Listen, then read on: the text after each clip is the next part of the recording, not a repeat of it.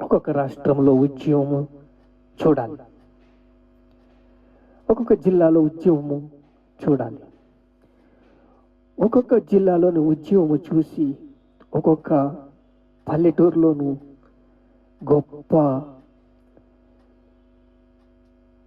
ఆనందము చూడాలి.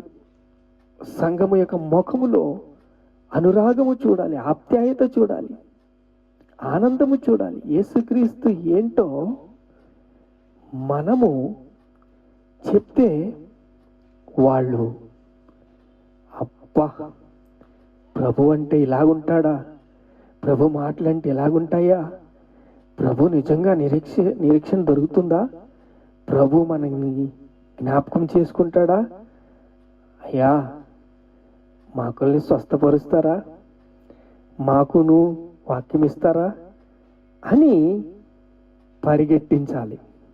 ఎలాగా? ఇప్పుడు యేసుక్రీస్తు వారు కపెర్నహూములో ఉన్నారు. పైనుంచి కిందకి కుష్ఠవ్యాధిని దింపారు. దింపగానే ఏం చేశాడు? రక్షించబడ్డాడు.